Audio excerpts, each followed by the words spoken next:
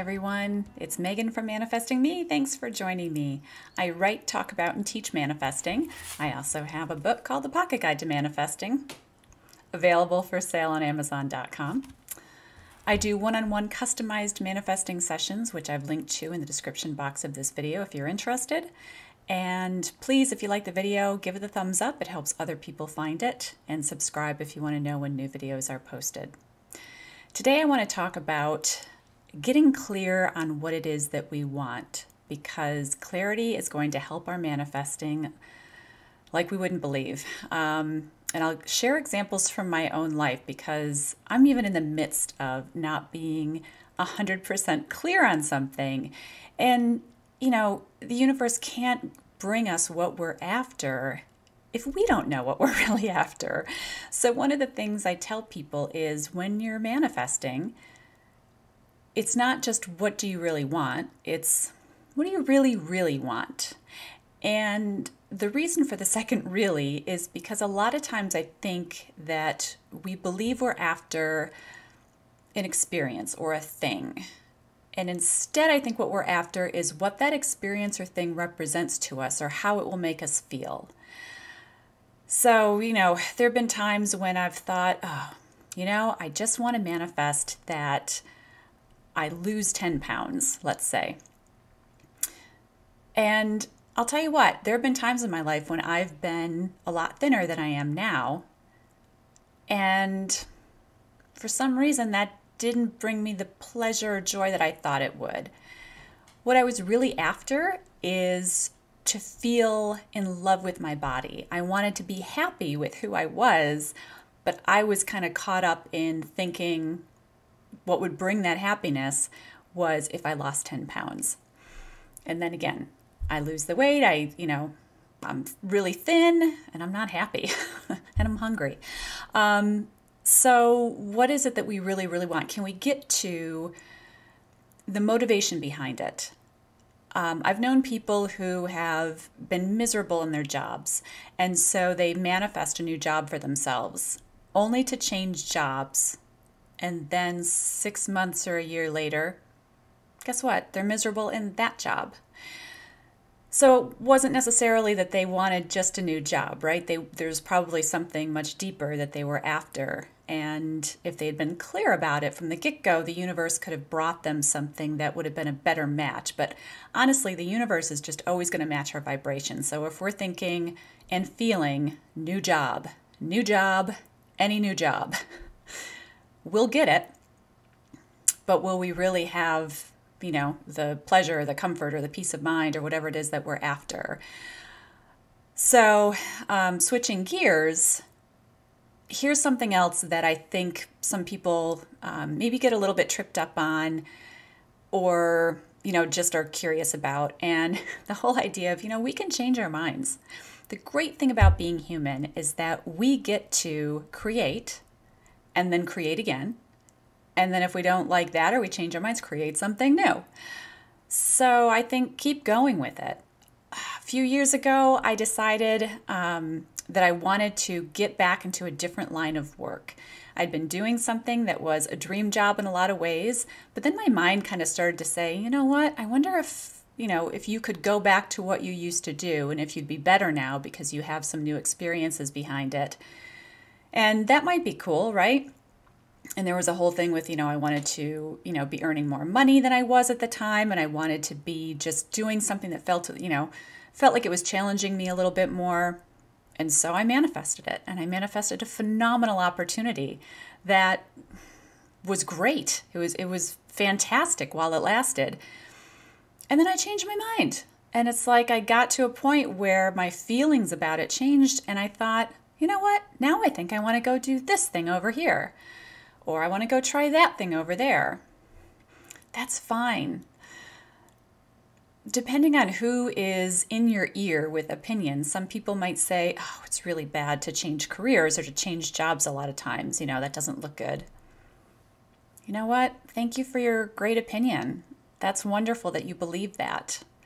I believe something else. You can believe whatever you want to believe, because whatever we believe is true for us is what we'll receive from the universe. So We all get to operate on our own belief systems, which is kind of cool. So thinking about what do we really want and how to get clear on it, I'll give you another example.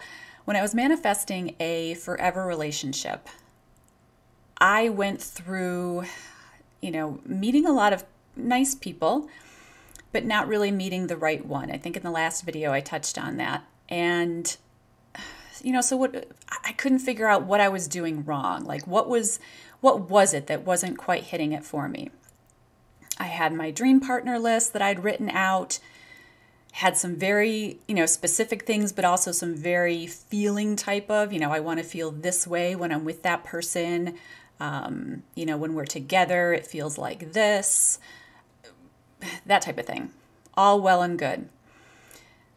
So one of the things that I had on there, I was really, right before I met my husband, Jim, I just decided, you know what? I'm tired of just dating people who aren't right for me. I think I'm ready for the forever one. I want forever, and I want somebody who wants forever. I manifested somebody who wanted forever. And they ticked off, ticked off. They checked. They did end up ticking off, but we won't get into all those details. They checked a lot of the boxes of what I had on my dream partner list, but they weren't, we got maybe 2 months into it and something in me was going, this is not right. My spidey senses were up, my gut instinct was going, red flag, red flag, red flag. I'd ignored some red flags, which I don't recommend doing. Because I was telling myself, maybe I'm being too picky. Maybe I am the issue here. The universe has been serving me up all these great people who are perfectly fine, but it's me who's the problem because I'm too finicky. I manifested a friend who told me I was too finicky years and years ago. It's like, maybe if you just lower your standards. No, thank you, because I've seen what happens when standards are lowered. Ultimately, we'll go back to not feeling happy, right? Set those standards high. So back to this relationship. When I realized it wasn't feeling good to me anymore and I wanted to end the relationship, this person would not leave. Forever, wanted forever, and was digging in. Holy hotcakes, what a mess. So fast forward to after that relationship was over and I reached a point of thinking, you know what? I think I could do single for the rest of my life. I like my life. I like me. It's all good. I'm happy. And then Jim emails me the next day. So that's when we connected. The one thing that I had changed on my dream partner list, let me rephrase that. I changed a few things. I kept most of it the same, but I removed a couple adjectives that had been on there. I think I removed the forever part because you know what? I changed it to be that we feel good being together. We feel like we're a fit and everyone around us feels like we're a fit. So that was something that I added in there. And then I also added in that we would come together as whole, heart-led people.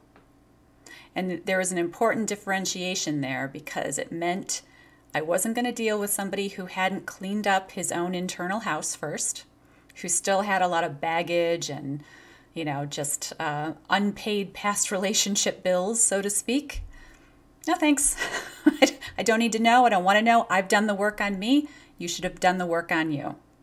So that was important that we would come together as whole heart-led people. And then Jim showed up. I think I might have put humble on there too. That was important because I'd removed the word charming from the previous list. I realized I didn't want charming. So all this is to say, it's so important for us to get clear about what it is that we want, what we're after, and to understand what's at the core of our request. Now, hey, it's perfectly okay with if you want to just go ahead and manifest a thing and you're like, I'm playing cribbage with my husband and sometimes it's like, I just want to manifest that, he cuts an ace and then it happens. Great. I don't have to think a lot about that, right? But for some of the bigger things, the more important things, I think it's important to get super, super clear about what we're after and why, so the universe can bring us the best fit. Because otherwise, we're going to keep getting things. We're going to keep manifesting people, situations, and experiences that are just meh. And then we feel like, why do I have to keep manifesting new? Why? Why can't I find the thing? And then what I said before, hey, you can also change your mind. You can change your mind any old time. We're creative beings. That's why we're here. I want to give a quick shout out to, not that she would necessarily hear it, but Sarah Verba just released a video on YouTube. I'll link to it in the description box that I watched. And it ties in a little bit with this, but the timing of watching her particular message, and it was just like a coffee chat. It was like her sitting in her living room and just having a real casual chat. Normally she kind of does a reading, a tarot and astrology reading for the energetic time that we're in. And she does those a couple or a few times a month. But this was just she was just kind of catching up and just sharing her journey and offering encouragement. But there's some really good nuggets in there, one of which has to do with, here's another thing. If you don't know what it is you really, really want, or you don't know what to manifest, then that's okay too. Just manifest happiness, manifest feeling good, manifest enjoying your life to the fullest right now. And the universe will match up the people, places, experiences, and things that are a fit for that. And hey, I think really ultimately that's what we're all after, is to just live a good life, enjoy the heck out of it, and feel good. Thank you so much for being here. Happy manifesting, everyone. And until next time.